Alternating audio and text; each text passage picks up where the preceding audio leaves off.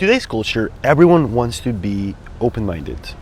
If you're open-minded, it's almost like a synonym to being a good person. Open-minded is almost equals to being a good person. We love and like to use labels. That way, we're able to comprehend the world in a better way.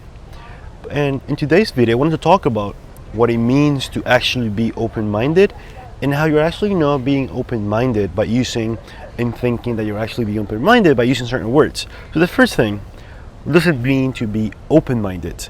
I actually like Ray Dalio's definition of what it means to be open-minded, so let me read it to you. He says, is what you would do if you weren't biased to think that your opinions are best, and instead wanted to objectively weigh what you're thinking in relation to what other smart people are thinking to raise your chances of being right.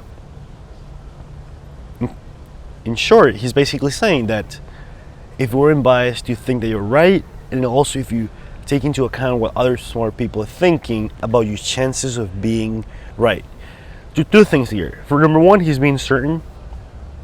He's not using certainty, and he understands that things are more probabilistic than we think.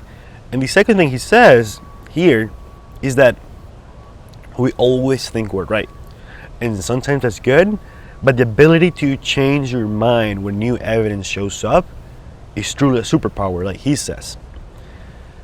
And lastly, the other thing that myself included, and I just actually call myself the other day, because when I talk to friends about scientific papers or like physics or whatever, or anything in general, I was actually saying stuff like, oh, I could be wrong, but here's what I think.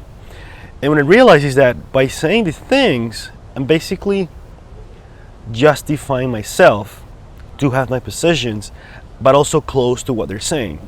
So if I'm going to say something, I should say it. And then, because if I'm going to say something, I better believe that what I'm saying is right or is likely to be right, without having to justify myself. In that way, I can change how I see the world. That's one of the most important. I don't care if I'm right or I'm wrong. I care about what the truth, what reality is.